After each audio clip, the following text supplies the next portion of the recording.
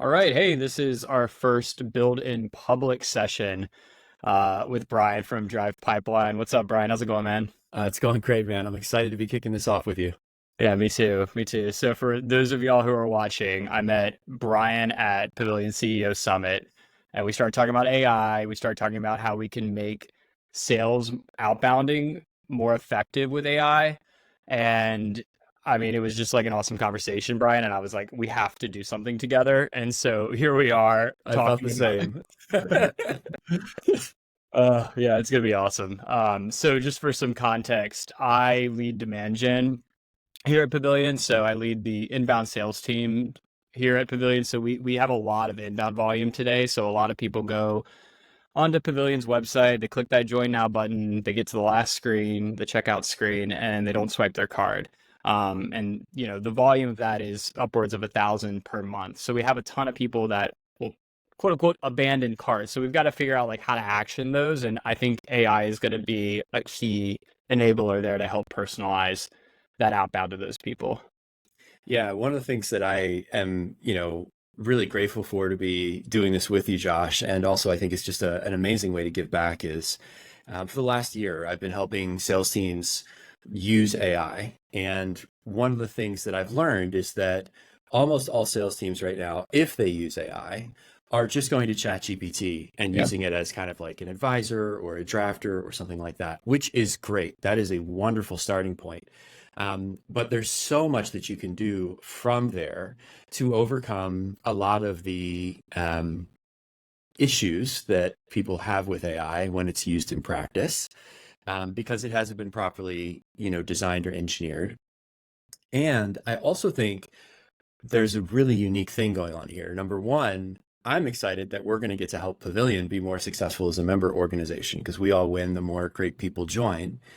And I think that it gives a wonderful analogy. I know that many of the companies that are in Pavilion are B2B SaaS companies, but this, even though you guys are in a more e-commerce type motion as a community, I think, at least from what I've seen, especially in the SDR function specifically, it really is very similar from the challenges that we've talked through so far. So excited to set that context for everyone.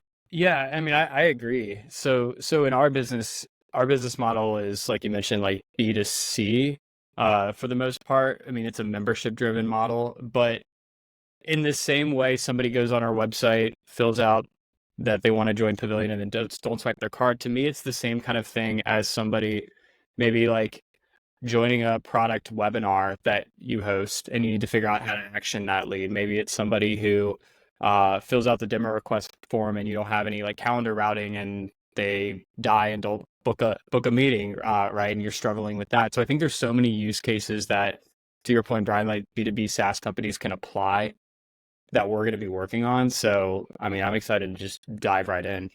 Yeah, let's do it. Let's do it. Likewise.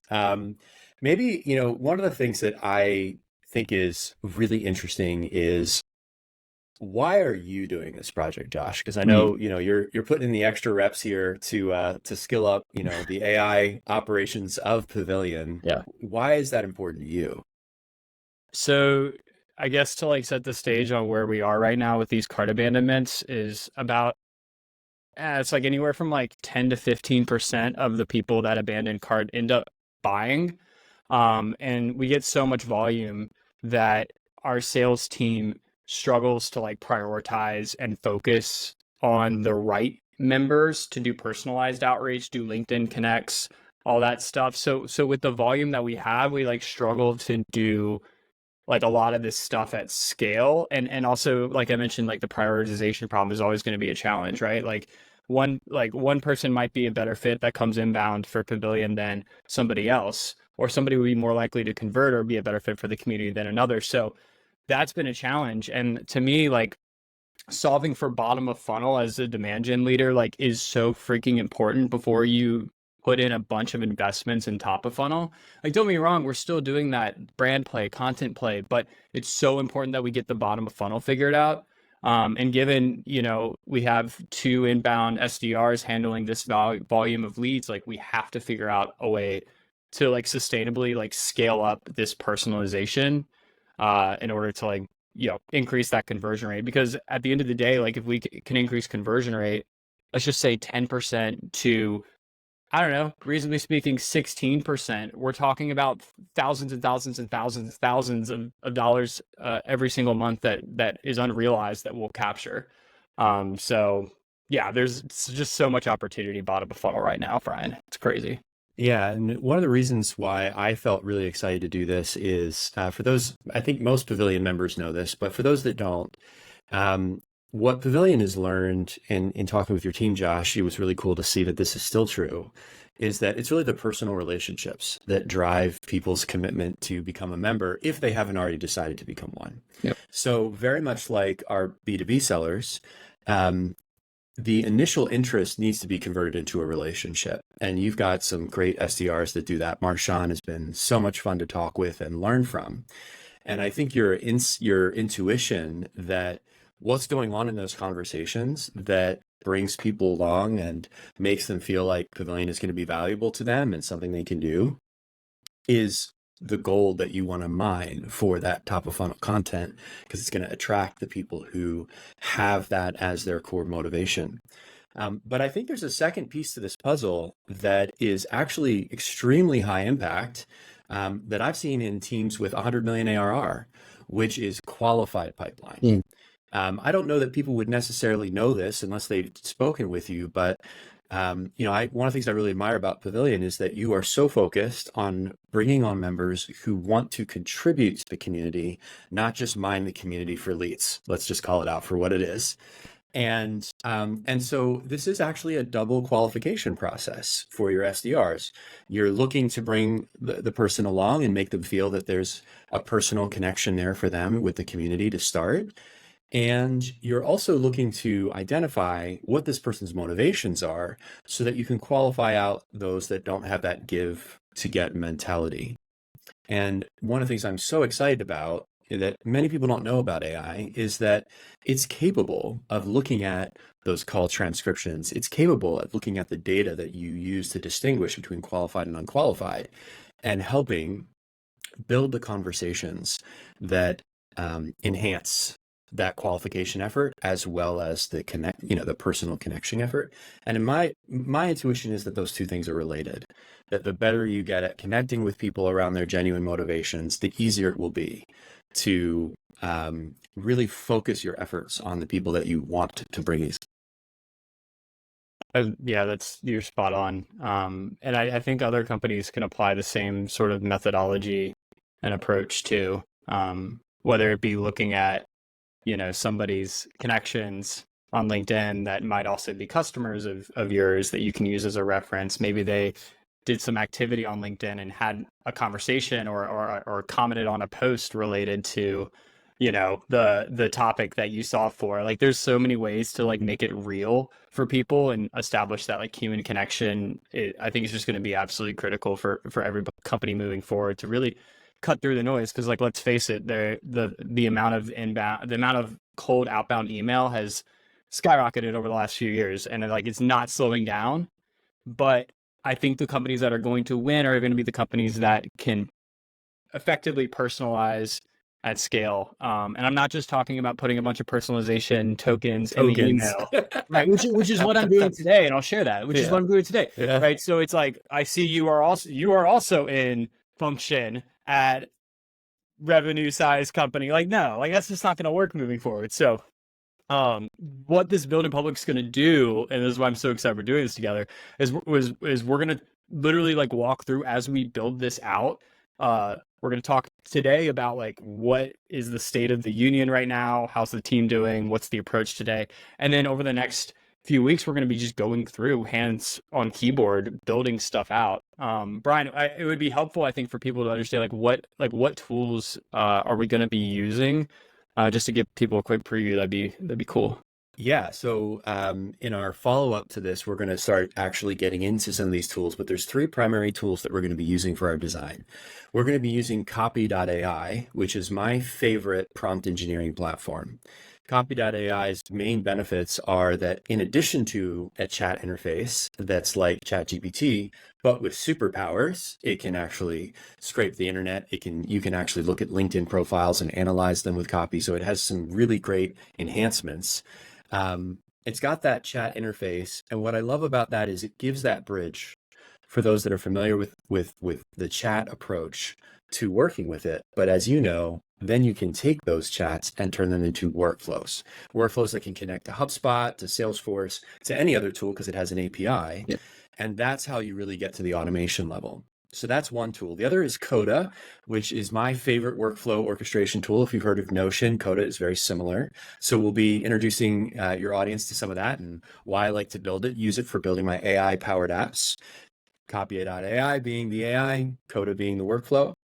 But then the third is this amazing new tool that I've discovered called Buzz.ai. It's really, truly a breakthrough. I have been experimenting with automation with LinkedIn for over 12 years. I've worked with 7 different platforms and a half dozen different vendors, as well as doing my own design. And for those of you for whom LinkedIn automation might get your hackles up a little bit and just be like, do we really need more of that? The thing that you're thinking of, no, we do not need more of that. Okay. So when I talk about LinkedIn automation, what I'm talking about is how to behave like a human on LinkedIn without having to click 25 different buttons. And just to say it bluntly, LinkedIn's primary value is as a social network, but we all need to interact with it the way that we do with a CRM. And LinkedIn has a bind, which is that if people just treat it like a CRM, it creates these super low value, high volume, connect and pitch type things that we all get every day and we hate, myself included. It adds no value.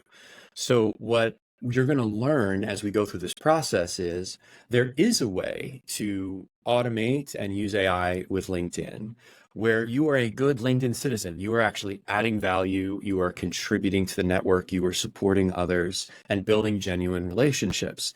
And that's the destination we're going on. And I get that for some people, I love that thumbs up. I get that for some people, AI feels like it is just one more way to create spam. And that's very clear that some people are using it that way. That's not what I'm about. And that's not what Pavilion's about. And I'm pretty certain most of our audience here isn't about that either. We all understand that to sell something, you need to make a real connection and solve a real problem. And so that's what the idea is how can we focus our time and improve on our ability to take what we know and serve our audience in a way that's, kind to them and helpful. So, really excited about this. I think, one of the things that I wanted to share as a part of this introduction, Josh, is why build in public? And, I think we both have our own motivations for this, but I'll go first. And I definitely am curious to hear what you would say as well.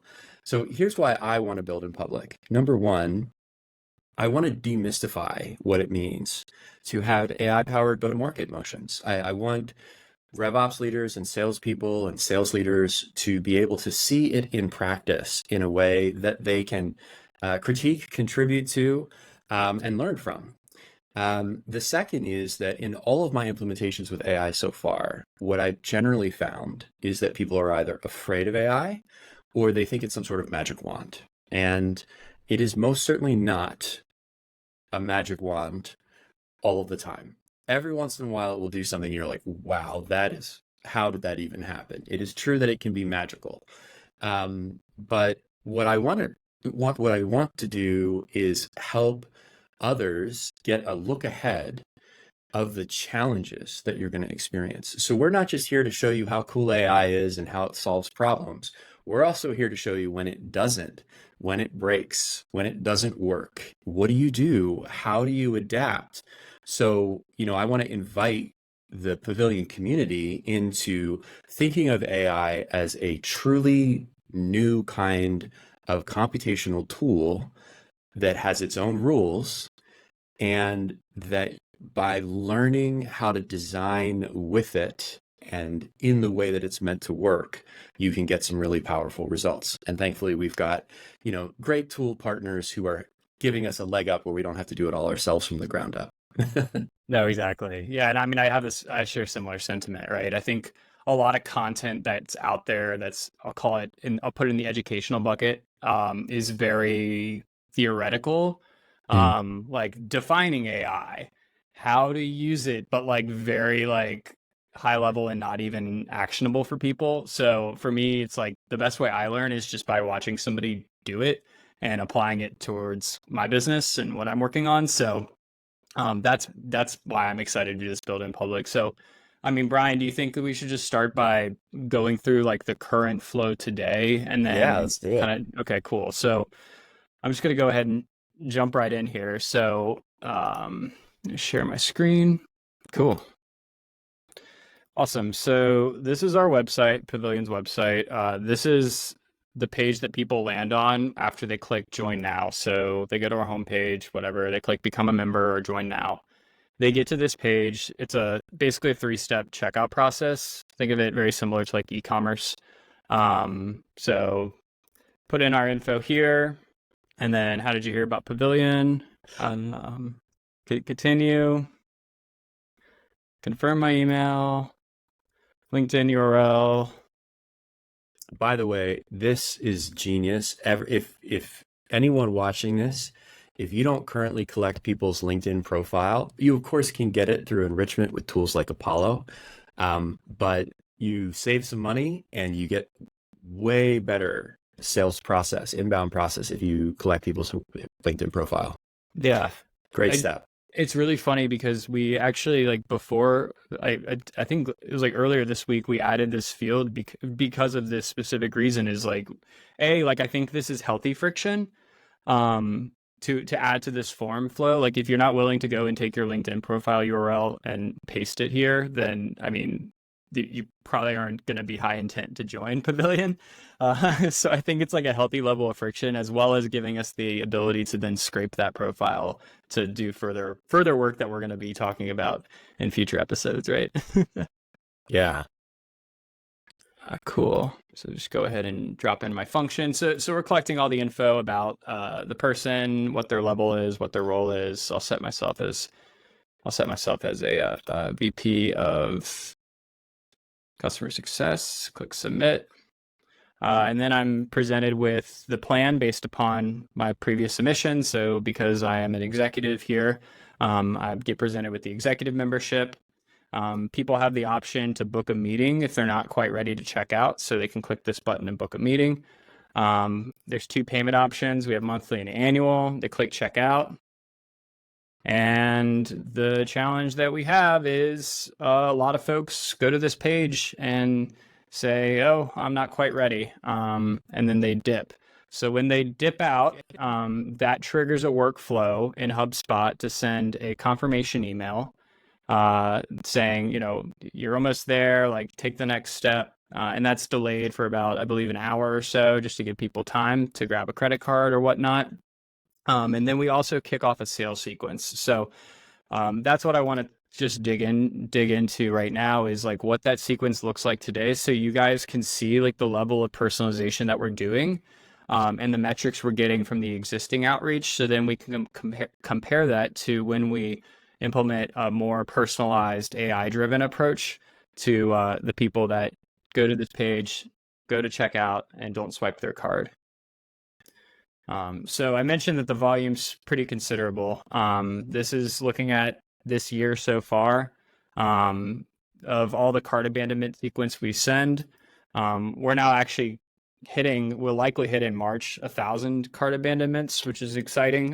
The volume and velocity has gone up recently in terms of inbound, so that's really exciting for us. But the challenges that we're having is, we've got 1,700, 1,800 people that abandoned cart. They got enrolled in one of these sequences.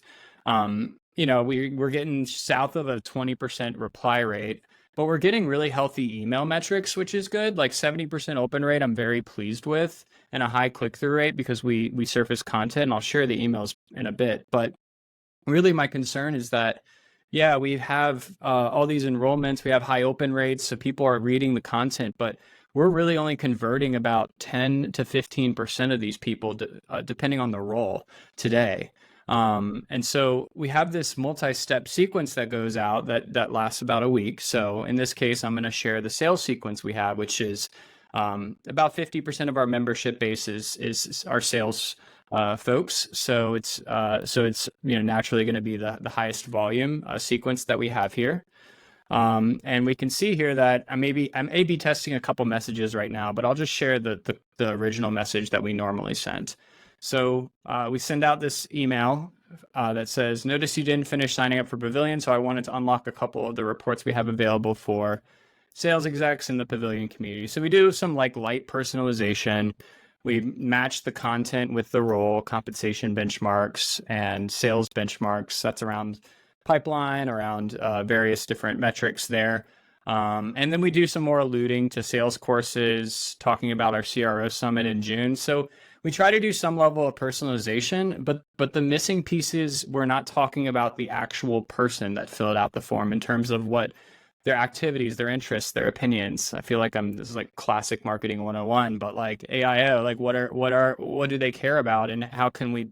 And really the challenge here is we're not getting to that personalized level. Like we're not getting to the level of, hey, I noticed you're also connected with Bob, who's a Pavilion member in Charlotte. We're not getting to that level of granularity. We're not referencing the things that they're interested in or talking about on LinkedIn or anything like that. So I think there's like a lot of opportunity here. And this is, I'm sure, what a lot of people are doing on the sequence side is just kind of creating some generic messages. And here's our second email, just so y'all can see that. We talk about the courses that we offer. Again, these are courses that match to the function. But again, this is just the level of personalization. What if, it's just, very, I guess I'll call it basic, because it's just based on the seniority and based on the function. And then we have sort of like this last step email that's, would you like me to intro you to your local chapter head? And we pull in the local chapter head name. Here's their LinkedIn profile. But yeah, I mean, this is good in the sense that we're mapping people that are signing up for Pavilion into the location and then associating that with their local chapter head, which is basically like the Pavilion ambassador, the person responsible for growing that local presence of Pavilion community in the respective city. So this is like the level of personalization that we're doing today, which I feel like is like a little bit more sophisticated than a lot of companies are doing, but it's really not taking that next step in terms of like really understanding like who the person is and what they care about, and then personalizing message on that. So I know that was a lot, but I think it set a good stage to like how where we are today in terms of the personalization. Yeah, and I think before we move on from that, couple comments. First off, those are stellar results, right? You guys are best in class. You clearly have a high intent audience. There were a couple things about your sequences that I really liked. I actually think your sequences are also representative of best practices in a number of cases. Sharing with people, a benchmark report or a study is something I've seen work very well, especially when you're connecting with executives. And the other thing that I like is that you are treating your sequence as a set of approaches. So one of the mistakes I often see in sequences is people trying to bundle all of their key value props in one go. And that fails spectacularly. That last email, hey, can I introduce you to a chapter head? That's probably my favorite one. Especially for any marketers that are watching this and looking to learn from this, I think one of the things that I can say that I've seen is the starkest difference between how marketers approach AI and how salespeople do is that salespeople really live and die by that two-finger rule. Because we all know that if I'm talking to a decision maker, they're looking at my email on their phone. Nobody is looking at sales emails from their desk, just in case you were curious about that. So, I think from a marketer's perspective, we often want to ensure that we are positioned in the mind of a customer in a certain way. And that leads us to do paragraphs. And it just doesn't engage a high intent audience. I think the bullets, the distinct value prop that you have across each sequence, and how you've targeted them to things that matter in moving moving someone forward. When I think about my own hesitancy to join Pavilion in the past, and certainly other communities, and in talking with others, I've built a couple communities myself and helped more than a dozen community platforms and so on. And this is a really consistent theme, which is that if the desire is there, if people are going all the way to the point of a cart and they're not making a purchase, it's often not the price that's keeping them from moving forward. And I know that seems counterintuitive, but usually it's actually more, do I really have the time to make sure that I spend this money and it means something? And so that theme is going to come up a lot. And sellers, I want to put it to you, you are not dealing with price sensitivity most of the time. You are dealing with bandwidth sensitivity most of the time. Buying something is a project, it's an effort, it's something you got to go convince other people to do and get budget for, and so on. And so if someone's investigating your tool, that the anxieties of the unknown and the challenges and the validation, all of those pieces, which many of us know if we're AEs that we're working through. Yes, you want to get them on a call, but it doesn't just have to be in a call. It can be in the way you design your sequences. What's going to be really cool is now we can take what works for an entire audience, and the personalization isn't just who they are and who they might be connected to, which is brilliant, by the way. I'm so excited that you mentioned that, because we totally could say, hey, looking at your LinkedIn profile, here's some other Pavilion. You're connected with X, Y, or Z other Pavilion members. Just want you to know you've got friends in the family already. Yeah. I think that's an awesome strategy. And that's a good example, I think, actually, of a data-driven AI personalization that's meaningful. That's not just like, hey, saw you went to Rutgers, like, Oh my gosh, yeah. Pull something that's insert actually AI to part of that person's decision-making process. exactly. I'm just thinking of all the ones that I've gotten, which is like, I saw you went to VCU, saw the basketball team got a record of 23-14. It's like, okay, you clearly like And now you know what generated the this score number. is. Yeah, like cool. Thanks for educating me. It's so funny. The personal and that's when I think AI can go wrong. Like you were mentioning earlier, like Hmm. it's like some people think it's just going to be a magic wand. I think a lot of people sort of over-index towards like going crazy with it in the sense of like, oh, that is so blatantly obvious, right? So here's the thing, and this is, like, provable on the numbers. Marketing had this amazing moment a decade ago where it said, holy, this is amazing. We have all this data that we Yeah. can aggregate on a person. We can be hyper targeted. This was back before Cambridge Analytica with Facebook and so on. So like the ability to hyper target someone on demographics, firmographics, and so on has been around for a long time. Here's what the data has consistently shown. It doesn't matter.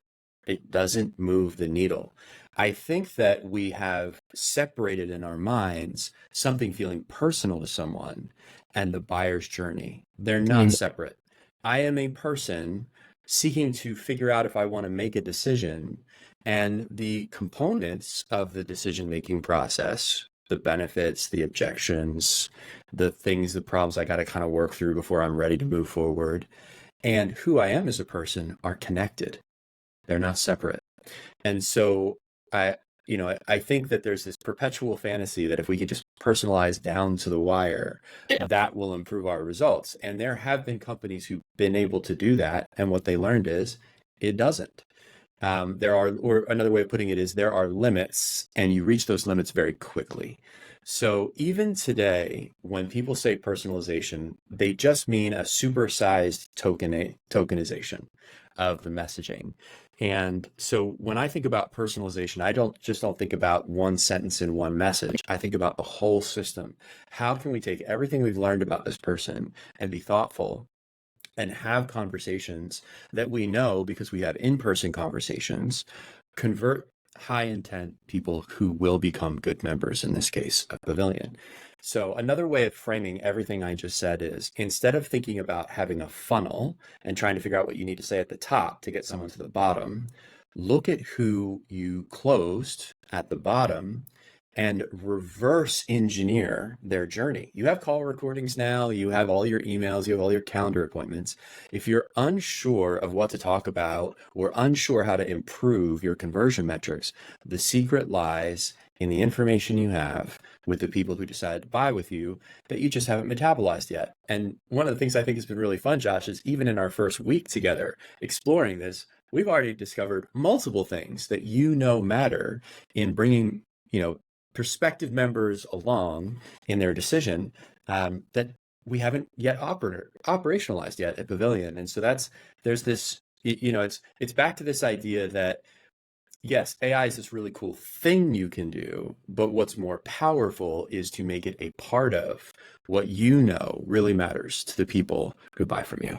Yeah, and it's like to your point earlier, it's like all part of this go-to-market motion because like the learnings that we're going to gather from doing this win-loss analysis and working backwards to help frame the messaging that's going to go out, like is going to impact how our customer success team approaches the member experience. Essentially, we'll call it member experience, and it's just it's going to be it's already been like a really incredible exercise to like go back and see like the people that did buy, like what were their motivating factors, the people that didn't buy, like why didn't they buy. And to your point, a lot of it definitely, I mean, yeah, sure, there's some price objection, sure, but a lot of it is, to your point, like time commitment, unsure of the features and benefits, because let's face it, like going and trying to like understand a website and what's included can be like daunting for anybody, right? So some people just like want to go through the flow just to see it, or just like go, they think there's gonna be some sort of outcome or something, they're gonna have some new learning. And like what we often find is people, they literally just want to like they just like don't know what it means to them to join Pavilion, like them personally. And that's going to be our goal, is to like surface that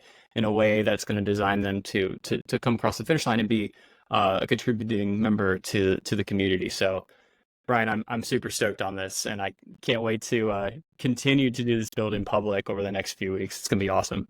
I love it. Let's pull that card out and say, okay, when we say personalization, what we mean is, what is it going to mean to you to join the Pavilion community? That's a definition I think that we can use as a first principle going forward. That's really cool, Josh. I love that. Well, as we're wrapping up here, we've talked a lot about, I think, the classic demand gen flow. We've talked about the message automation that's been built so far, and the fact that we see potential to increase results, even though you're already best in class, especially as a HubSpot user. But there's this third piece, and I alluded to it, which is you've got SDRs who people take meetings with. You both have people proactively schedule with SDRs because they want to talk about something. And I know from your SDRs, sometimes they literally have one question, they get the answer, and they buy. So we know that's probably going to just continue the way that it is. But the other side is that your SDRs do reach out to some of your cart abandons, ask for a meeting, and get it. And so we're looking at two different flows: those that connect with an SDR and choose to go forward, and those that don't and choose to go forward, to see what we can learn from both sides. I'd love to talk about that SDR performance component they think we might be able to impact. Yeah, I think there's going to be a lot of things that we're going to be able to improve on when it comes to converting the members that SDRs or potential members that SDRs talk to. And I think call prep is going to be huge. So if somebody books a call with someone on our team, like we give them literally the playbook of the person they're about to meet before they meet with them. And that enables them to better frame and personalize the discussion to that person. I think that's going to be a big enabler, because it's almost like all the work we're already doing to help with the outbound emails is just going to help with how we talk about Pavilion to that person. So I think there's so many like kill two birds with one stone type things that we can do here. I mean, the team right now converts between like 40 and 50% give in the given month of a meeting with a potential member. And I mean, again, like that's much higher than our cart abandonment conversion rate. So we know that talking to somebody is effective. So when we do get them on the phone, like how do we make them more effective to increase that conversion rate? But also, like, how do we provide that prospect with a really solid experience that sets themselves up for success once they join Pavilion? Because that's really important to me too. It's like, it's not just like getting them to swipe their card. It's about the member experience once they join, and making sure that they are on the right path in their journey to be successful in Pavilion. So that's kind of how I'm thinking about the like SDR enablement component here. I think that's some of the magic that you bring, Josh, to this, is that I love your customer success mindset in a demand gen flow. I'm a huge long-term customer success fan. I think that the gems of the greatest insights of what it really means to be a successful, scalable, customer-centric organization live in the domain of customer success. And so what I like about the whole approach is, your enrollment managers, your SDRs, even though what they're measured on is, does this person sign up?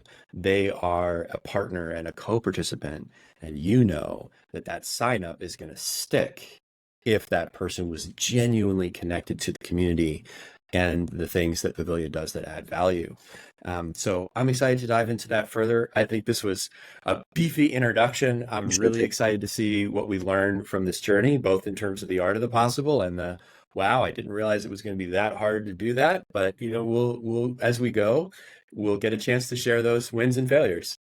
I'm looking forward to it, Brian. Thanks. And links will be in the show notes for future episodes if you're watching this after April or April 1st or so. So take a look at the show notes. You'll see a link to Brian's website, all that good stuff. Thanks for hopping on, Brian. This is going to be fun. I'm excited to do more of these. Likewise, man. Really looking forward to the journey. Awesome. All right. Bye.